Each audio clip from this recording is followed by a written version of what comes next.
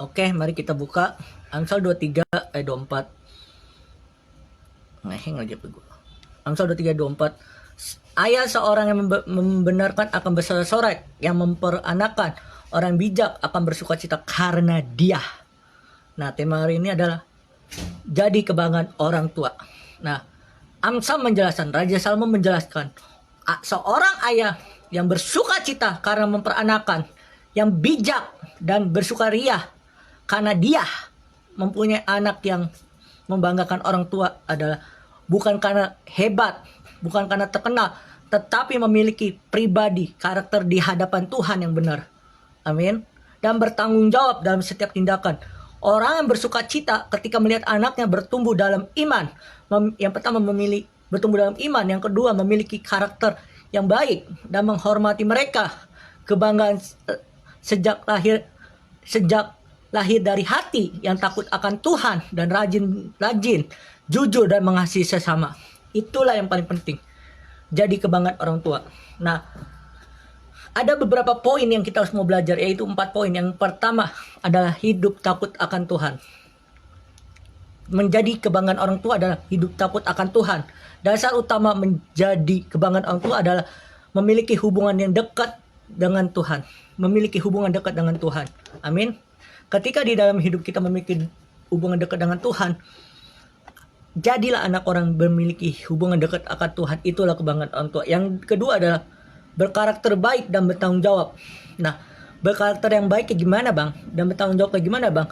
Yang pertama bersikap jujur. Yang kedua disiplin dan mengakui kesalahan. Nah, itulah yang memiliki karakter yang baik dan bertanggung jawab. Yang ketiga adalah menghormati dan taat kepada orang tua. Artinya mendengar nasihat dan tidak melawan perkataan mereka. Nah, itulah yang paling penting adalah kebanggaan orang tua. Yang ketiga itu adalah menghormati dan taat kepada orang tua. Itu adalah mendengar nasihat dan tidak melawan perkataannya. Nah, yang keempat adalah berusaha memberikan yang terbaik. Nah, contoh sederhana seperti kuliah harus nilai yang bagus, bersekolah yang bagus, dan memiliki ranking. Dan paling penting adalah rajin belajar, bekerja dengan sungguh-sungguh, dan tidak mudah menyerah. Nah teman-teman, kita belajar bahwa berkarakter yang baik kayak gimana teman-teman. Nah, kita harus memiliki karakter yang baik. Nah, contoh sederhana, kita tidak boleh setiap hari mengikuti hal-hal yang tidak berguna. Contoh kayak hal-hal yang di luar ibadah, di luar yang tidak berkenan. Nah, menjadi kebanggaan orang tua dimulai dari hati yang benar di hadapan Tuhan dan tercermin melalui sikap, perkataan, dan serta tindakan sehari-hari. Nah teman-teman, itulah yang paling yang baik teman-teman. Contohnya ada seorang anak yang rajin belajar dan tetap rendah hati dan saat berprestasi.